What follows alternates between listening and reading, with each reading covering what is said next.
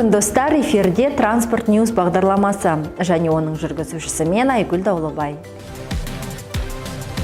Былтыр 19 сәуірде ратификацияланған халықаралық шарттарға сәйкес Қазақстан тасымалдаушыларына шет мемлекеттің аумағы бойынша жол жүруге рұқсат беру мемлекеттік қызмет көрсету жөніндегі пилоттық жобаны іске асыру туралы министрліктің цифрлық даму және қаржы министрліктерінің бірлескен бұйрығы қабылданған болатын. Бұл бұйрық негізінде жүктерді тасымалдауға арналған қытайлық рұқсат бланкілері мемлекеттік шекарадағы қазақстандық тасымалдаушыларға шекараны кесіп өту фактісі бойынша беріле бастады. Механизм оң нәтижесін көрсетті. Жоба адал қызмет етіп жүрген тасымалдаушыларға Қытай мен жүк тасымалын едәуір жеңілдетуге, сондай-ақ бланкілерді қайта сатуды және шекарадағы кезектегі орындар бойынша алып сатарлықты жоюға мүмкіндік берді. Көлік вице-министрі Талғат Ластаев Қытай Халық Республикасының Қазақстандағы төтенше және өкілетті елшісі Чан Сяомен кездесті. Кездесу Қазақстан мен Қытай арасындағы достық қарым-қатынастар мен ынтымақтастықты нығайту мақсатында өтті. Кездесу барысында тараптар екі ел арасындағы өзара тиімді ынтымақтастықты тереңдетуге және кеңейтуге бағытталған бірқатар маңызды көлік және экономикалық мәселені талқылады. Атап айтқанда, темір жол және автомобиль маршруттарын дамыту, логистика және көлік технологиялар саласындағы ынтымақтастықты қоса алғанда, көлік инфрақұрылымы саласындағы бірлескен жұмыстың перспективалары әңгіме арқауына айналды.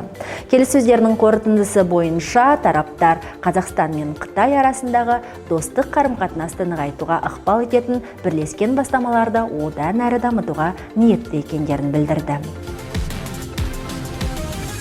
Алматы қаласында Қазақстан Республикасы мен Корея Республикасының авиациялық билігі арасында екі жақты келіссөздер жүргізілді. Қазақстан Республикасы көлік министрлігі азаматтық авиация комитетінің төрағасы Салтанат Томпиева, Корея Республикасы азаматтық авиация кеңсесінің бас директоры Йон Кок Киммен кездесу өткізді. Келіссөздер нәтижесінде тараптар елдер арасындағы рұқсат етілген рейстердің жалпы санын аптасына 10-нан 42-ге дейін ұлғайтуға келісті. Сондай-ақ аптасына 40 жүк рейсін, оның ішінде әуе еркіндігінің 5-ші дәрежесін пайдалану құқығын беру туралы келісімге қол жеткізілді. Үрімші қаласында көлік министрі Марат Қарабаевтың Қытай Халық Республикасына жұмыс сапары шеңберінде көлік логистикалық ынтымақтастық бойынша дөңгелек үстел өтті. Дөңгелек үстелге 60-ға жуық қазақстандық және қытайлық компания қатысты. Қытай Халық Республикасының делегациясын Шыңжан Ұйғыр автономиялық ауданы халық үкіметі хатшысының орынбасары Ильфан Жю бастап барды. Іс-шара барысында компаниялар авиациялық темір жол және автомобиль жүк тасымалдары, сондай-ақ жүк хабтарын құру және темір жол инфрақұрылымын дамыту саласындағы перспективаларды ұсынды. Іскер топтар кездесуінің қорытындысы бойынша екі ел арасындағы өзара тиімді ынтымақтастықты тереңдетуге қол жеткізілді. Сондай-ақ Қытай Халық Республикасына сапар аясында көлік министрлігінің басшысы Астана, Алматы қалалары әуежайларының өкілдерімен Үрімші Дибупу халықаралық әуежайына барды. Сапар барысында қонақтарға Қытайдың шекаралас аймағының әуе айлағын дамыту бағдарламасы таныстырылды. Марат Кәрімжанұлы Бейжің қаласына жұмыс сапары аясында Қытайдың көлік министрі Ли Сяопенмен кездесті. Келіссөздер барысында көлік саласындағы ынтымақтастық аспектілері, оның ішінде көлік инфрақұрылымын кеңейту жолымен сауда айналымын ұлғайту, бірлескен жобаларды іске асыру және Қазақстан мен Қытай арасындағы ұшу жиілігі мен географиясын ұлғайту мәселелері талқыланды.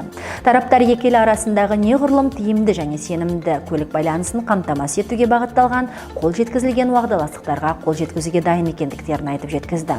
Сондай-ақ көлік министрі Қытайдың логистика саласындағы жетекші компанияларының өкілдерімен кездесті. Келіссөздер барысында көлік бағыттарын кеңейтуді, Қазақстан аумағы арқылы өтетін транзитті жақсарту, сондай-ақ логистикалық процестерді оңтайландыру үшін инновациялық технологияларды енгізумен қатар ынтымақтастық мәселелері талқыланды. Осы апта көлемінде орын алған негізгі жаңалықтар топтамасы осындай. Транспорт Ньюс бағдарламасының келесі шығарылымында жүздескенше.